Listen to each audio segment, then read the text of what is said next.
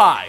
If you're one of those early adopters who purchased a Nintendo 3DS back when it was $250 and then immediately saw the price drop, get ready to get your wallets out again, because as of August 19th, your new portable system is obsolete, old and busted, out like a pair of leg warmers. That's right, meet the Nintendo 3DS XL.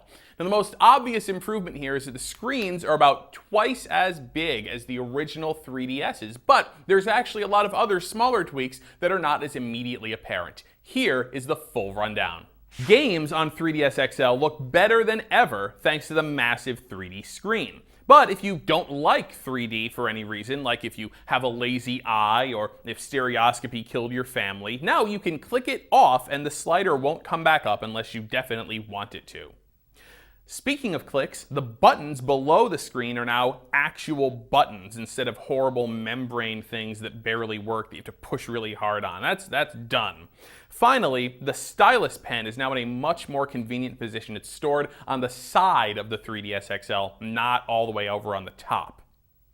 3DS games look great, and regular DS games look better too thanks to the extra screen size. They look a little blurry when they're blown up full screen, but here's the trick. If you hold down the start button when you boot them, it shows them in a 1:1 pixel ratio. This leaves a big black border around the screen, but it looks a lot clearer.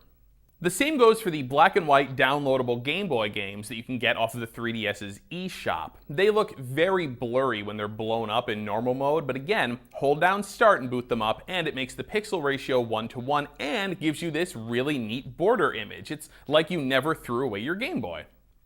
Now, speaking of downloads, the first thing that you should do when you get your 3DS XL is transfer all of your data over from your original 3DS. All of your Spot Pass and Street Pass data and saved games and downloaded games and all of that. Use the system transfer option first, because when you use the system transfer, it actually deletes all of the data from your old system and it deletes any data that's already on your new system. This is not like the iPhone or the iPad where you just buy a new device, log into your account, and re-download your stuff. It does not work that way. It has to take the data off one system and move it to another. So, if you plan on using your 3DS XL all the time, and I guarantee that you will, considering how nice this thing is, you're going to want to make sure you transfer all of your data first thing you do.